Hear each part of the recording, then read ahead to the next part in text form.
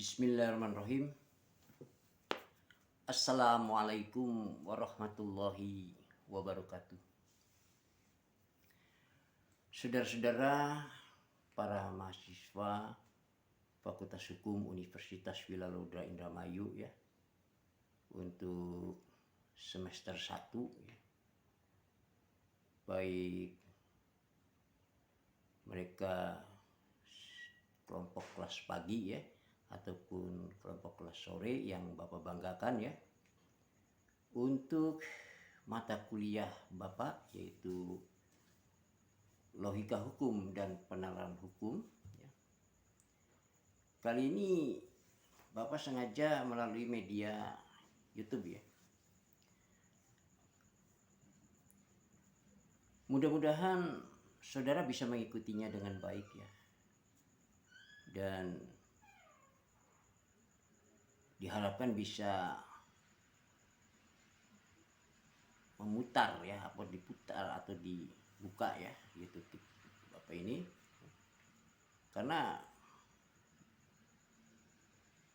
di dalamnya juga akan terkandung bahan-bahan untuk ujian akhir nanti ya, untuk UAS ya minggu depan ya. Jadi diharapkan siapapun ya yang akan ikut UAS untuk mata kuliah Logika Hukum dan Penalaran Hukum ini ya, kiranya saudara harus mengikuti ya apa yang akan Bapak sampaikan melalui media ini.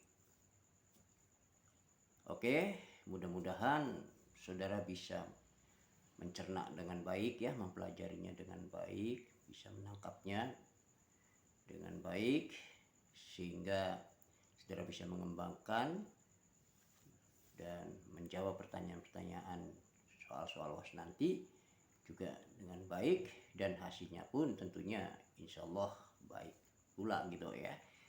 Ya minimal B ya, jangan sampai C ya. Oke. Kali ini Bapak akan membahas pengertian hukum ya, dan logika. Secara terminologi hukum ya, atau bahasa hukum, ada 3 bahasa yang lazim digunakan. Yang pertama apa yang disebut dengan law of reasoning ya, artinya hukum penalaran. Kemudian yang kedua apa yang disebut dengan legal reasoning ya, atau penalaran hukum. Dan yang ketiga apa yang disebut dengan law and logic ya, atau hukum dan logika. Definisi hukum ya. Definisi hukum yang kiranya dapat mengakomodir ya, semua aliran-aliran di dalam hukum itu adalah definisi ya dari Bapak Mukhtar Kussumatmaja, yakni bahwa hukum itu adalah seperangkat aturan-aturan ya, kaidah-kaidah, ajas-ajas, dan institusi-institusi ya, serta proses ya yang mengikat daya keberlakuannya. Sementara logika dari kata logos ya, yang berarti kata pertimbangan akal dan percakapan, atau di dalam bahasa yang sederhana ya, logos itu diartikan suatu pertimbangan perkataan berdasarkan akal yang sehat ya, atau sesuai dengan standar yang normal. Contoh ya, penggunaan logika hukum di dalam pasal 362 Kitab Undang-Undang Hukum Pidana KUHP ya, yang menegaskan barang siapa mengambil barang baik sebagian maupun secara keseluruhan ya, secara melawan hukum ya, dengan maksud untuk memiliki ya, itu diancam dengan pidana penjara selama 5 tahun ya, atau denda. Nah, jadi di sini ada unsur-unsur dari pasal 362 KUH pidana tadi ya. Satu, barang siapa. Ya, ini diartikan setiap orang kan gitu ya. Yang kedua, mengambil barang. Ya. Yang ketiga, secara melawan hukum. Dan yang keempat, untuk maksud memiliki. Ya. Nah, jadi jika misalnya pasal tersebut diterapkan ya, di dalam atau pada pencurian barang, katakanlah seperti kendaraan bermotor ya, maka hal mana, katakanlah misalnya si A ya, si A itu membawa motornya si B ya, milik si B ya, tanpa sepengetahuan si B. Dan kemudian di dalam beberapa jam kemudian ya, motor itu dikembalikan ya. Dikembalikan di tempatnya semula. Dan baru kemudian si B mengetahuinya. Ya. Nah, dengan menerapkan pasal 362 Kitab Undang-Undang Hukum Pidana tadi, ini berarti salah satu unsurnya kan tidak terpenuhi, yaitu si A tidak memenuhi unsur perbuatannya ya, dengan maksud memiliki itu ya. Sehingga ini bukan di dalam kategori pencurian kan gitu ya. Nah, namun sebetulnya kalau ditinjau lebih jauh dari pemakaian kendaraan bermotor atau kendaraan motor tadi oleh si A, kan ada barang yang hilang ya, yaitu bensin dari si kendaraan bermotor tadi. Nah, jadi berarti ya, pencurian yang terjadi adalah pencurian bensin kan gitu ya. Nah ini, jadi dengan demikian logika hukum ya, berfungsi untuk ya, menalar hukum,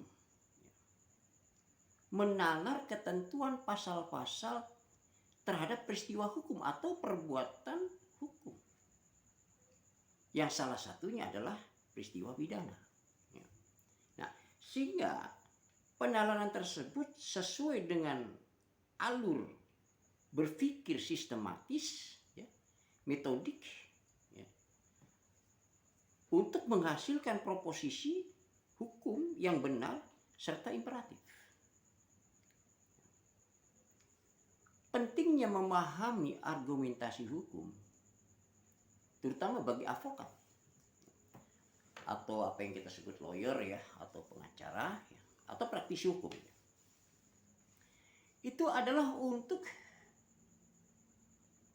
mencari dasar bagi suatu peristiwa hukum ya, atau perbuatan hukum ya, yang tujuannya adalah untuk menghindari terjadinya pelanggaran hukum di kemudian hari ya. Mengapa sebagai advokat atau sebagai lawyer atau sebagai pengacara atau sebagai praktisi hukum perlu membekali diri dengan logika hukum dan penalaran hukum ini? Ya karena sebagai advokat atau sebagai lawyer atau sebagai pengacara atau sebagai praktisi hukum tadi, itu yang dihadapkan dengan penyelesaian ya, sesuatu kasus hukum, itu diperlukan argumentasi hukum yang baik. Karena dengan membekali diri dengan logika penalaran hukum dan argumentasi hukum, itu dapat menjadikan adanya kemampuan berpikir, ya. Berpikir yang kritis dan argumentatif, ya. Di dalam memahami prinsip, asumsi, aturan. Nah, di samping itu ya juga mempunyai suatu perbendaharaan kata yang luas, agar dapat menyampaikan pikiran dan argumentasinya itu secara tepat. Kita kaitkan dengan pendapat Hanson ya, yang kita kenal dalam bukunya Legal Methods, Skill and Reasoning.